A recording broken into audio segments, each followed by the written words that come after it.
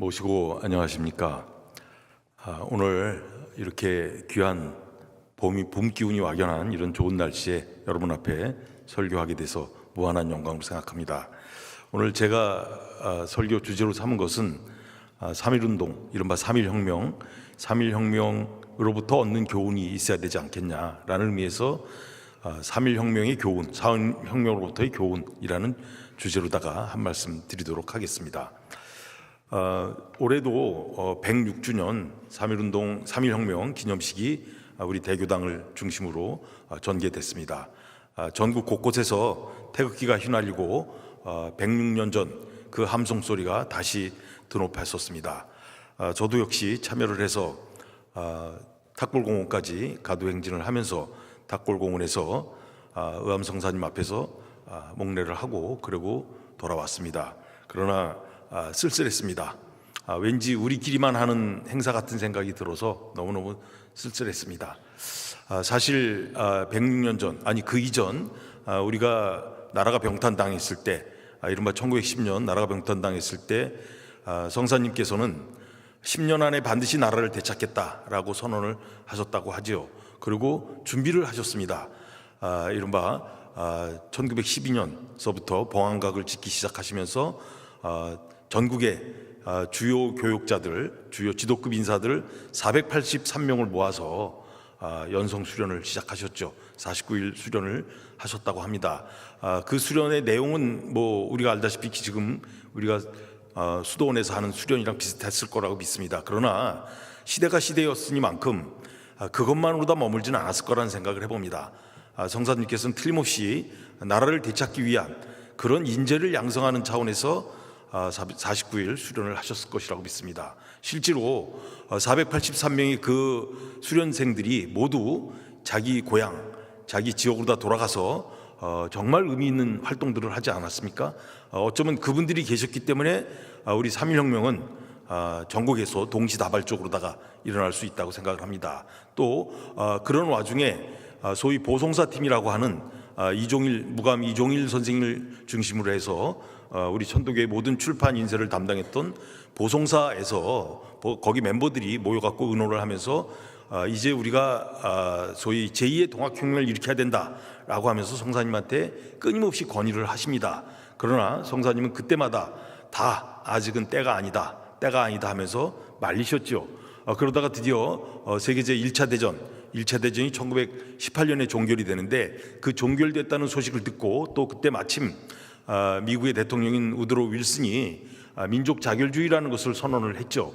자기 민족의 앞날은 자기 민족이 개척을 해야 된다라는 내용으로 다 민족 자결주의를 선언하는 것을 보시고 우리도 이제 때가 됐다라고 하셔서 그러셨는지 바로 이 대교당, 이 건물을 짓기 시작하는 그러면서 전국의 교인들에게, 동독들에게 모금 운동을 전개하셨습니다. 준비를 하신 거죠. 그러고는 바로 1919년 김인현 들어서서 이제 때가 됐다라고 하시면서 3.1혁명 준비를 하셨습니다. 그런데 그때 성사님께서는 우리 기록에다도 있다시피 그 당시 인구가 호적상 등록된 인구만 해도 1600만 명 정도뿐이 안 됐었습니다.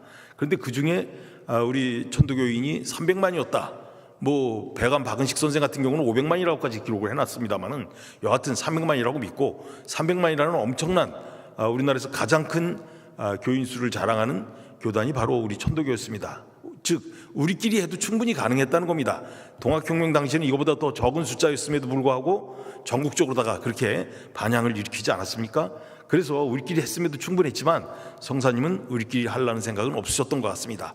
같이 해야 된다, 더불어 함께 해야 된다라고 해서 우리 잘 알다시피 고관 대작들한테도 연락을 하고 각 종단에도 다 연락을 하고 그랬지 않습니까? 그러나 안타깝게도 응하는 고관 대작도 없었고 또 큰 종단들은 또 되게 거절을 했다는 거 아닙니까?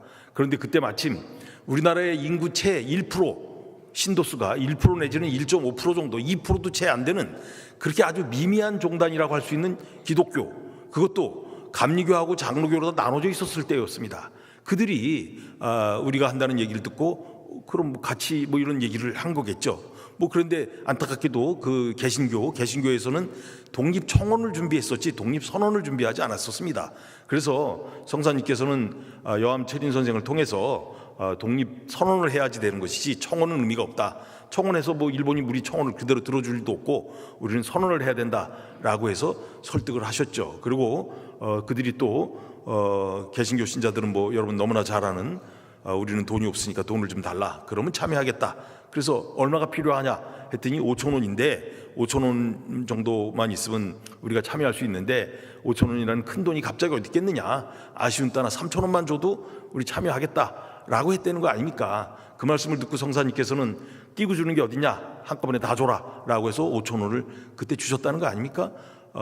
제가 사실 이 이야기는 이 자리에 마침 계십니다마는 이남 박남수 교육님 주선으로다가 경동교회에 가서 제가 경동교회 이 3.1절 그날 특강을 할 때 그 얘기를 드렸어요. 아무도 몰라요. 경동교회 사람들 5천 원 받았다는 얘기 아는 사람 하나도 없더라고요. 그 다음에도 제가 몇몇 교회에 가서 3.1절 특강으로다가 할 때마다 제가 그 얘기를 합니다. 아는 사람 하나도 없어요. 뭐 우리만 아는 내용이 돼버린 것이죠.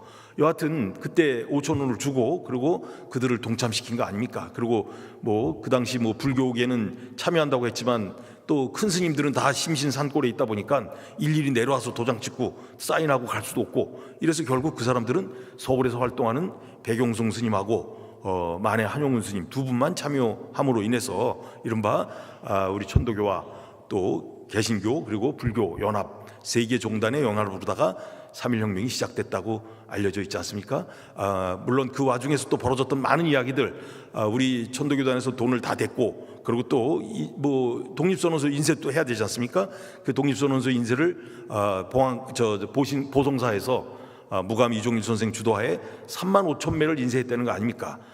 그런데 그 와중에 우리 뭐 너무나 잘 아는 얘기 아닙니까? 그 종로경찰서의 순사였던 신철 뭐 신승이라고도 알려져 있는 그가 발각했지만 그를 또 매수하지 않습니까? 그래서 그걸 또 사전에 막았고 그리고 또 무감 선생님이 그 독립선언서 인쇄한 걸 자기 집을 다 옮겨가는 과정에서 중간에 있는 일본 파출소에 또 불신 검문을 당하는 거 아닙니까? 그 참 절박한 순간임에도 불구하고 그때도 또 마침 정전이 되는 바람에 그 또 위기를 극복하고 이러면서 어려운 과정 끝에서 사실 3.1혁명이 준비됐습니다. 그리고 이런 어려운 과정 속에서 드디어 김인현 3월 1일을 기해서 우리가 잘 아는 전국에서 동시다발적으로 다 이어지는 3.1혁명이 시작됐죠.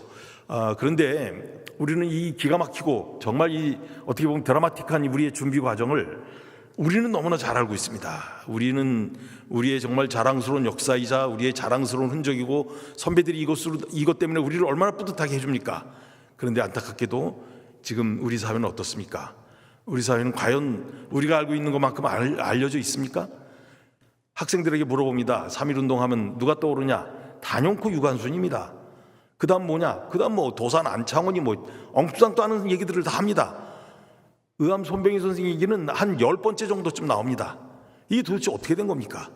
성사님은 당시 체포되셔갖고 고문당하시다가 결국 옥사하신 거 아닙니까? 뭐 병보석으로 나오셨지만 시름시름 앓다 돌아가셨기 때문에 그건 옥사라고 봐야 돼요.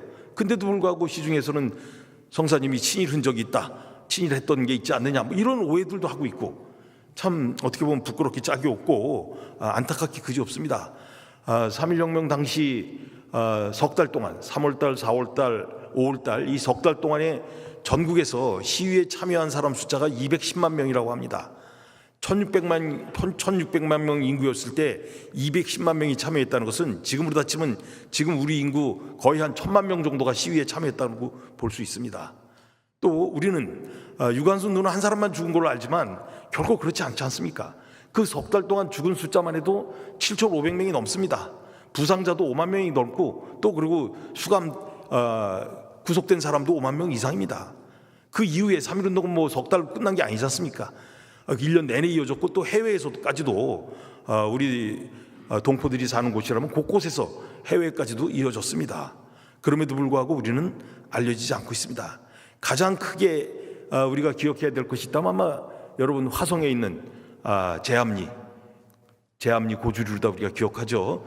그거일 겁니다. 제암리 교회에서 불태워서 사람을 죽였다. 그런데 교회에서 불탔다고 그러니까 사람들이 다 교인들이 죽은 줄 알아요. 기독교인들이 죽은 줄 압니다. 근데 거기는 뭐 지금 저 연구 결과 나왔습니다만 37명이 죽었는데 그 중에 12명만 개신교 신도고 25명이 천도교인입니다. 근데 아무도 몰라요. 심지어 그 제암리 교회를 불살르고 이웃에 있는 고주리로다 가서 거기서 또 6명의 천도교인들을 죽이지 않습니까? 근데 그것까지 합치면 우리가 도대체 이 화성에서만 그 제암리 고주리 사건만 해서 돌아가신 분만 해도 우리 30명이 이상인데도 불구하고 우린 기록에 그런 기록도 없고 물론 기록은 있죠. 그러나 알려지지 않고 있다는 것입니다. 제가 참 너무 기가 막혔던 것은 100주년 때 3.1혁명 100주년 당시 우리 남북한에서 같이 한번 기념식을 해보자라고 해서 북한에서 남쪽에 초청을 해서 남쪽 인사들을 당시 이제 청와대에서 문재인 정부에서 청와대에서 사람들을 이제 뭐 말하자면 3.1혁명 100주년 기념식에 참여할 자격이 있는 사람들 유주대에서 사람들을 선별해 갖고 북한의 평양을 갔습니다. 북에서 당연히 천도교 청우당에서는 우리를 영접하러 나왔었을 겁니다. 순환공항으로 나왔다 그래요. 그런데 뜻밖의 종교계 대표로 다 참석한 대표가 개신교하고 불교 뭐 거긴 참여했으니까 그렇다 칩시다. 전혀 참여하지 않고 오히려 반대를 했던 카톨릭 그리고 또 그때는 존재하지도 않았던 원불교가 끼어서 갔어요. 천도교 쏙 빠졌습니다. 천도교 그 북한에 있는 천도교 사람들이 공항에 나왔다 깜짝 놀랐다는 거 아닙니까? 이게 뭐냐 도대체 나만에 이렇게 인식이 안 돼 있냐? 아니 남한 사람들 어떻게 역사의식이 이렇게 없냐라고 개탄을 했다는 거 아니에요? 난 그 얘기를 그 사건을 나중에 듣고 정말 그 동안의 이 자그마한 노력이 수포가 됐다. 아무런 흔적도 안 남은 것이 아니냐라고 개탄하지 않을 수 없었습니다.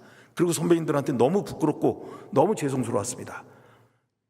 물론 뭐 저의 부족함 또 나의 노력이 부족했기 때문에 더 노력을 해야 됐다고 심기일전하는 그런 계기가 되기는 했습니다만은 여하튼 그런 우리가 아픈 선배들의 그런 참 그 험난한 그 과거를 우리가 이렇게 지워진 역사로 만들고 있다는 걸 생각하면 참으로 진짜 안타깝기 그지없습니다. 저는 오늘 106주년 맞이했던 이 3.1혁명의 이로부터 얻는 교훈이 뭘까 한번 곰곰이 생각을 해봤습니다. 사실 제가 이 주제를 받을 때 처음부터 이 3.1혁명에 대해서 해달라고 해서 사실 이 준비를 했던 것입니다. 근데 기왕이면 뭐 3.1혁명의 역사 얘기를 하는 것보다는 얻고자 하는 교훈이 있어야 되지 않겠냐. 그래서 교훈이 뭔가를 생각해 봤습니다.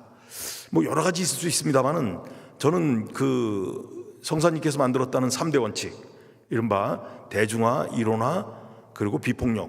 이 3대 원칙에서 우리가 교훈을 얻을 수 있지 않을까 생각을 합니다. 뭐 비폭력이야 뭐 말할 것도 없이 지금 오늘날 우리가 전 세계가 모두 전 인류가 모두 공유하는 거 아닙니까? 공감하는 내용이고 뭐 우리가 당장 우리 앞에 눈앞에 있는 그 전쟁 예방을 위해서라도 평화가 유지돼야 되고 평화를 위해서는 반드시 비폭력이 있어야 되고 이건 뭐 너무나 필시의 사실이기 때문에 더 이상 교훈일 것도 없습니다. 이론화는 뭘까? 이론화. 당시 그 성사님께서 이론화를 얘기하셨던 것은 다양한 세력들이 모여서 독립만세를 외쳐야 되는데 거기서 무슨 독립청원을 한다든가 아니면 무슨 뭐 그 자립을 한다든가 아니면 무장투쟁을 한다든가 이런 얘기 나와서는 안 된다. 그래서 독립선언을 위한 단일한 구호가 있어야 된다. 그래서 만들어진 것이 독립선언서 아닙니까? 이른바 대통합이죠. 저는 대통합이 아닌가 싶습니다. 통합이자 화합이죠. 마침 지난주 목요일 날 우리 교룡님 선거가 있었습니다. 그래서 다시 한번 제가 당선되신 우리 주남장님에게는 그 축하의 말씀을 드리고 또 한편 낙선하신 세 분에게도 심심한 위로의 말씀을 드립니다. 저 역시 지지했던 후보가 당선되지 않았습니다. 또 물론 지지했던 후보도 또 당선됐습니다. 모두가 저는 한마음이라고 생각했기 때문에 뭐 어느 분이 되셔도 상관없겠다. 다만 교회가 좀 바로 갔으면 좋겠다라는 생각 하나뿐이 없었습니다. 그런데 이제 중요한 것은 신임 교룡님께서 대통합의 선언을 물론 뭐 당연히 그렇게 하시겠지만 이제 지지하셨던 그 대의원들만이 나 편이다라는 생각은 없으실 거라고 믿습니다. 사실 뭐 기성 정치인하고 달라야죠. 오늘 우리 어떻게 보면 한국 정치의 어려움이 처해진 것은 정치인으로서 대통령이 된 다음에 말로다가는 이제부터는 온 대한민국 국민 전체가 나의 국민입니다. 국민을 위한 정치를 하겠습니다라고 했지만 실제로다가는 자기를 지지했던 후보들만을 위한 자기를 지지했던 그 국민을 위한 정책만 피다 보니까 오늘의 한국 정치가 많은 문제를 발생하지 않습니까? 저는 우리 천도교도 그렇게 돼서는 안 된다고 믿습니다. 당연히 주난장님께서는 그런 역할을 하실 거라고 믿습니다. 어찌 보면 천도교는 지금 위기입니다. 위기 정도가 아니라 심각합니다. 지금 한국 전체 종교계가 다 위기라고 합니다. 교인 수가 늘어나지 않고 이 불교라든가 카톨릭 같은데 사제라든가 스님 되는 사람이 없다는 거 아닙니까? 원불교 같은 경우는 원불교 학과가 존폐 기로에 서 있을 정도로다가 지금 종교가 외면당하고 있는 시대입니다. 우리 천도교인은 어떻겠습니까? 그런 큰 종단들이 위기인데 우리는 어떻겠어요? 더 위기라고 생각해야 됩니다. 그래서 이런 심각함을 좀 가지셔야 되지 않겠나. 그런 의미에서 저는 이 3대 원칙 중에서 가장 의암성사께서 앞에 내세웠던 대중화, 이게 필요하다고 생각합니다. 대중화야말로 우리 천도교가 나아갈 길이라고 생각합니다. 말 그대로 우리가 지금 있는 이 자그마한 종단, 일테면 연월성미 내는 신도수로 다 만족한다라고 하면 상관없습니다. 그러면 그냥 이대로 가야죠. 근데 그게 아니라 선배님들이 남기셨던 그 위대한 역사를 우리가 이어받고 또 선배님들의 정신을 우리가 계승하고자 한다면은 벗어나야 됩니다. 극복해야 됩니다. 그러기 위해서는 우리 대중화의 힘을 써야 된다고 생각합니다. 대중화를 어떻게 쓸 것이냐? 저는 일단 이런 생각을 해봅니다. 차이를 좀 두지 말자. 아니, 차이가 차별로 다 이어져서는 안 된다고 생각합니다. 흔히 우리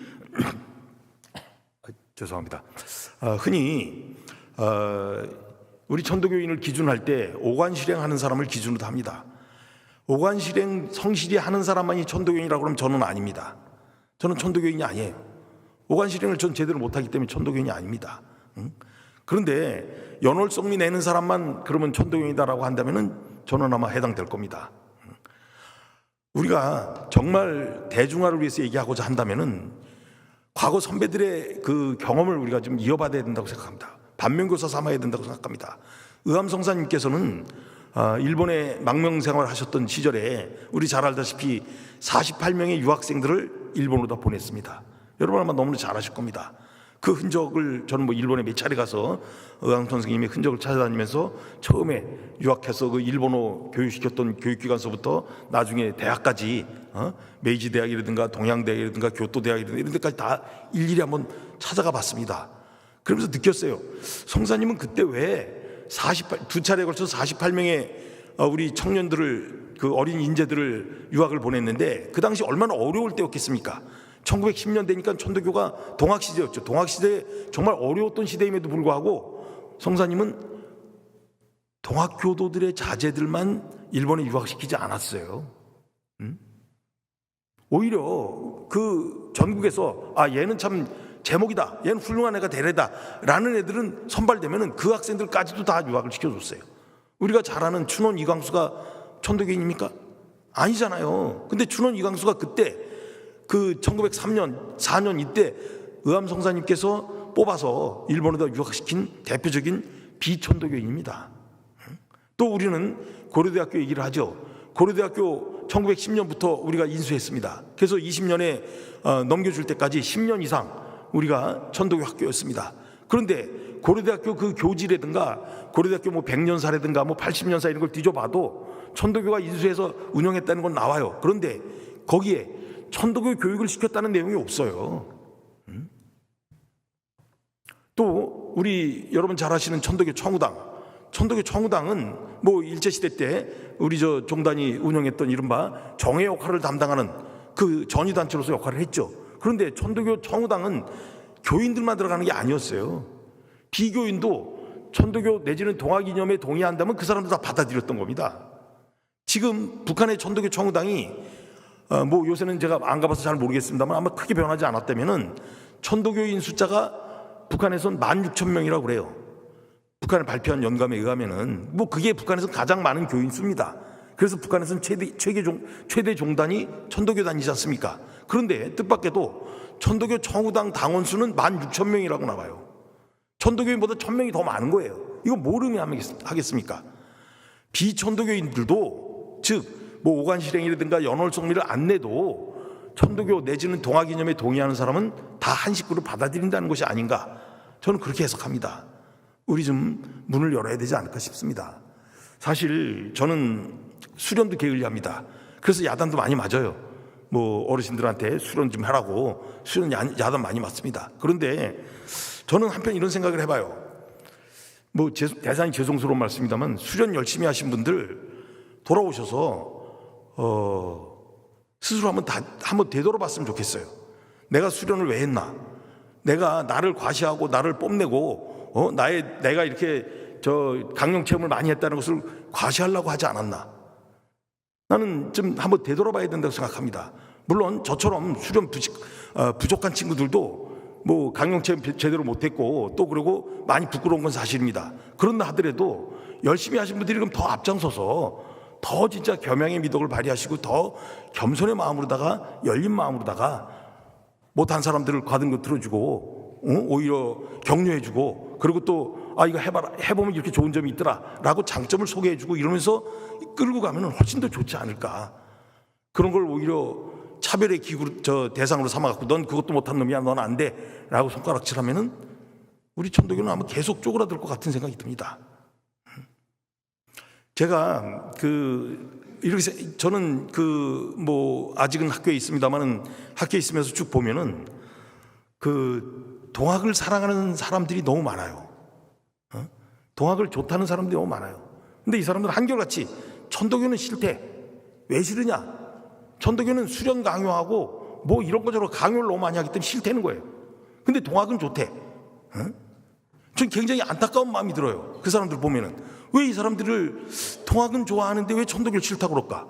그게 아닌데 저는 오히려 우리가 더 열린 마음을 열지 않아서 그러지 않았는가라는 생각을 해봅니다. 사실 시민단체 중에서 지금 전국적으로다가 제일 큰 시민단체가 있다면 아마 동학 관련 단체들일 겁니다. 지금 농민들도 오늘 또 뭐 전봉준 투쟁단이라고 해서 트랙터 끌고 온다는 거 아닙니까?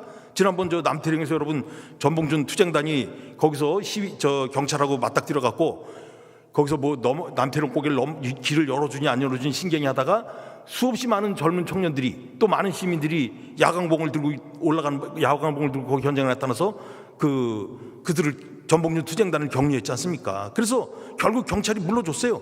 그 전봉준 투쟁단이라는 그 농민들이 한남동까지 진출을 했잖아요. 지금 뭐 다시 또 온다고 그러는데 우리는 과연 그때 어떤 역할을 해야 될지 나는 조금 한번 그런 생각을 해봅니다. 저 혼자 가서 뭐 머리수 채워주는 건 얼마든지 할 수 있습니다. 그러나 그 자리에 천도교 깃발도 좀 높이 날고 이러면 얼마나 좋을까. 기왕이 전봉준 이름을 쓰고 있지 않습니까? 이런 식으로다가 시민단체들 동학을 사랑하는 시민단체들이 무수히 많은데 우리는 그들을 과연 얼마큼 포용하는지에 대한 반성을 좀 해야 되지 않을까 싶은 생각이 듭니다. 제가 부족함에도 불구하고 얼마 전까지 연구단체라고 할 수 있는 동학학회의 회장을 역임했었습니다. 2월 달로서 이제 제 임기가 끝나서 이제 다음 분에게 넘겨주고 제가 물러났습니다. 4년 동안 제가 학회장을 했더라고요. 제가 뭐 학회장 하면서 크게 업적 내세우고 뭐 자랑할 만한 건 없습니다. 또 코로나 때였어가지고 크게 뭐 한 것도 없었어요. 그럼에도 불구하고 꾸준히 과거에 논문 발행하는 거라든가 또는 논문 학술 대회라든가 이런 걸 꾸준히 했다는 그런 생각은 들어요. 다만 제가 좀 여러분께 자랑하고 싶은 게 하나 있다면은 제가 처음 이어받았을 때 동학학회 회원이 한 100여 명뿐이 안 됐었습니다. 전국에 다 뭐 교수, 박사, 학자들 위주로 다만 돼 있었던 거예요. 근데 그들은 뭐 거기 대부분은 천도교인 아니죠. 천도교 연구자들 몇 명이나 있습니까? 동학학회에 참여하고 있는 분들 뭐 몇십 명 있습니까? 얼마 없습니다. 뭐 그러나 하여간 뭐 외부 사람들이 그렇게 많이 참여해 주니까 그것만으로도 고맙지 않습니까? 그래서 저는 100명 정도뿐이 안 되기 때문에 이거 좀 늘려야 되겠다. 그래서 동학에 관심 있고 연구에 의지가 있는 사람들은 다 집어넣습니다. 회원으로 다 가입시켜 줬어요. 회원 가입하는데 까다로운 뭐 절차가 있고 그랬는데 그거 다 없애버리고 누구든지 자기가 동의만 한다면은 동학회 회원으로 다 가입시키자라고 해서 제가 그때 막 하고 있었던 천도교 종합대학원 졸업생들에게도 가입을 하라고 권유해서 본인이 동의하면은 다 가입시켜 줬습니다. 그래서 지금 현재 동학학회 회원이 한 300명 됩니다. 저는 연구단체인 동학학회가 물론 뭐 많은 쪽으로다가 확산되고 있는데 한계는 있겠지만 그래도 동학학회가 연구를 해줌으로 인해서 뭐 우리 목소리보다는 타 종교를 갖고 있는 사람이 동학의 애정을 가지고 연구해 주는 것이 더 효과가 있지 않습니까? 우리가 연구해서 외치는 것보다. 그래서 그들이 연구를 해줘 갖고 전파시키는 것이 저는 효과가 더 훨씬 크다고 생각합니다. 여하튼 동학학회도 이렇게 저는 좀 문호를 넓혔다라는 게 제가 그동안 뭐 학회 4년 하면서 뭐 자부심이라면 자부심이고 자랑이라면 자랑이라고 저 혼자는 그렇게 생각하고 있습니다. 자, 이제 우리 이제 3.1혁명의 그 대중화에 대한 생각을 우리 좀 다시 한번 해볼 때가 됐다라고 생각해 봅니다. 과연 3.1혁명이 어떻게 해서 그렇게 거대한 민족운동으로 자리 잡았을까?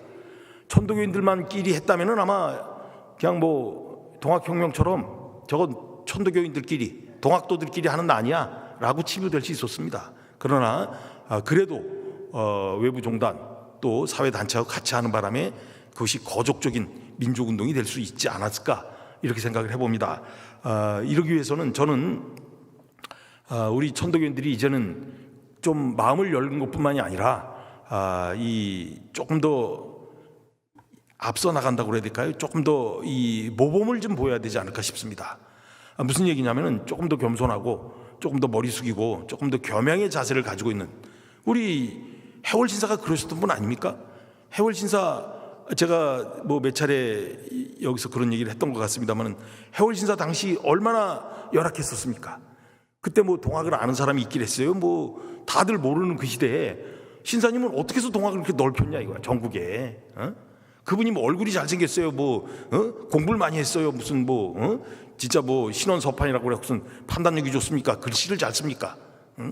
모르겠어요. 뭐 그분 뭐 저는 못 배우고 그냥 사주로나마 뵙기 때문에 얼마큼 잘생겼는지 또 뭐 나이 늙으신 뒤에 머리 벗겨진 다음에 사진을 봐가지고선 뭐 그거 가지고 젊으실 생각이 잘 안 돼서 잘 모릅니다만은 그러나 그분 시절에 분명한 사실은 전국의 동학도들이 확산됐다는 건 틀림없지 않습니까?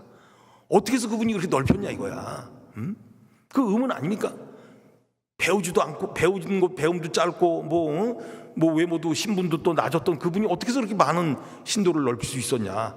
저는 단 한 가지라고 생각합니다. 겸손한 거, 그분의 겸양한 거, 그리고 스스로 먼저 고개 숙이는 거. 이게 저는 동학을 확산시키는 결정적인 이유가 아니었나 싶습니다. 100마디 말보다 한 사람의 그 행동이 상대방을 감동시키는 거 아닙니까? 신사님은 그런 작은 행동으로 실천하는 행동으로 동학을 전파시킨 게 아닌가 저는 그런 생각을 해봅니다. 이른바 모범의 교육이라는 말이 있습니다. 영어로 하면 teaching by example이라고 그래갖고 뭐 그리스의 현이라고 하는 아리스토텔레스가 한 얘기입니다. 모범의 교육, 앞선 사람이 모범을 보임으로써 뒷사람이 따라오게 하는 거, 이게 어쩌면은 우리 천도교에 가장 오늘 우리가 가장 절박하게 이어서 해야 될 일이 아닌가 싶습니다. 탄도유신금에 이런 말씀이 이런 규절이 있죠. 남의 적은 허물을 나의 마음에 놀란치 말라. 그리고 나의 작은 지혜를 아주 작은 지혜를 사람에게 베풀라. 저는 이 말씀을 항상 새기고 그러고 있습니다. 모쪼록 그 3.1혁명을 통해서 우리가 얻고자 하는 바가 무엇인지를 다시 한번 되새기는 그런 시간이었으면 하는 마음으로다가 오늘 설교 말씀을 마치도록 하겠습니다. 마치겠습니다.